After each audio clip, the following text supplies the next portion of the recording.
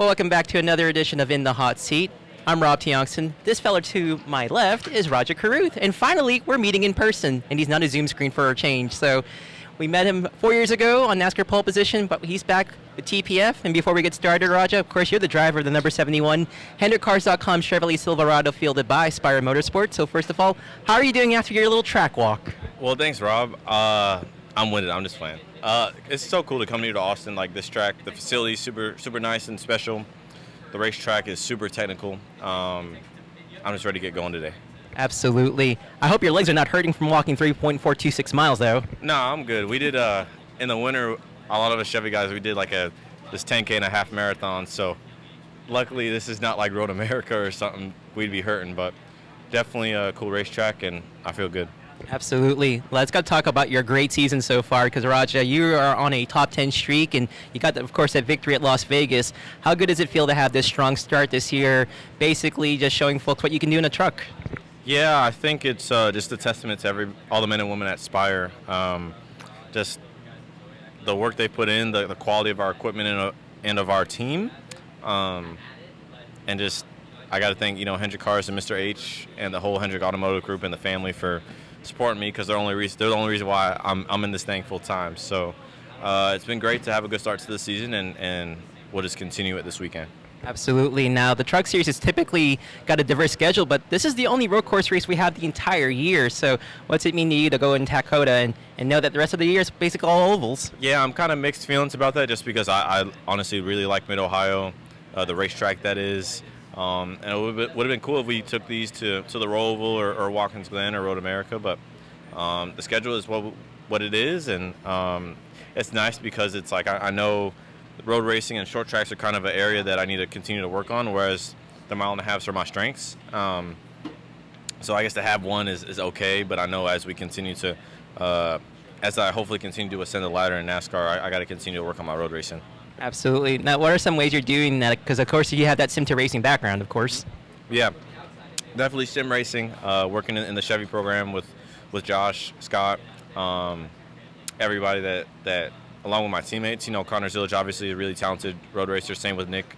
And then, just watching film and doing the same things that I do on a regular basis, to be honest. Absolutely. Now, I asked Nick earlier, I said, how much are you going to lean into your teammate Connor Zilisch, even though he's 17? And he's like, it's kind of weird because he's 17 and I'm in my mid-20s. How do you feel about working with a young man like him? Oh, for sure. He was in there with me in the sim a couple times, just telling me, his thoughts and things like that, and that's been a big help because he's a really good race car driver and honestly a good dude. I've known him for the last couple of years, and he's been, helping me out a lot for sure. Absolutely. Now, you talked about a little bit earlier about the sponsorship situation with the HendrickCars.com, and I know we talked about this in the Zoom at Bristol, but, when you think about it, Rajah, not long ago, you were just a fan watching a race in Richmond Raceway as a young man, and all of a sudden, Mr. H is like, I'll back you up for a whole year. How does that feel for you, man? It's crazy. It's coming up on 10 years. Honestly, right around the same time.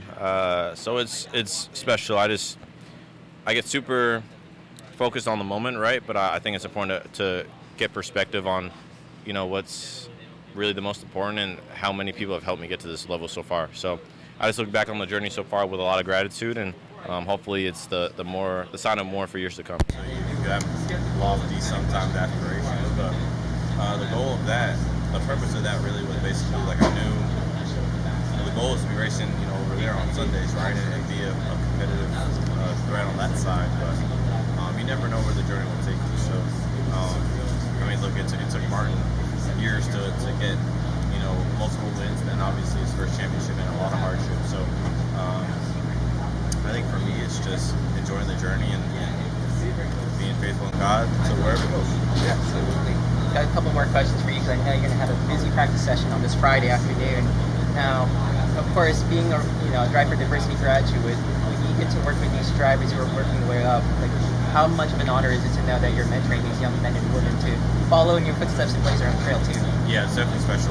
Just because I remember when I was in their position, not even 5 years ago, and so any way I can help them, I leave it that opportunity for sure. And then also too, like, who are some of the? I think you mentioned about LeVar Scott. Like, how close are you guys in terms of your friendships? Yeah, I'm very close to LeVar. I know Andres decently well. Nathan Lyons pretty well. Laney Cruz, or Boyce, I guess I still don't know how to pronounce his last name, but she's raced that for us the last couple of years and done a really good job. So overall, just like I said, I just try to be there for them as much as I can. Absolutely. Let's try a little fun thing here. I hope you know about the game called word association, Sure. where you basically kind of fill in the last word when I say a first word. Sure, let's do it. All right. Water. Not wet. Austin. Texas. Texas. Beyonce. Favorite group? Destiny Child. Okay. What's your favorite song from them? Next question, how does time? All right. Before I wrap this up, do you have anything else you want to say to the fans at home or just watching online? Make sure y'all tune in tomorrow on FS1 for the NASCAR Cup Series here at Coda. You almost said it was a Boston accent. Yeah, I got a couple accents in my back pocket. That was not a dig at you being a Washington Wizards fan, I promise you. But one of us is having a good year and the other one's not, but it's all good. Yeah, very depressing as a Washington sports fan these days. Join the dark side, my friend. Boston Celtics. No? Oh, come on, I thought we were friends, man. Oh, man. Boston's an enemy. Boston is an enemy in every sport.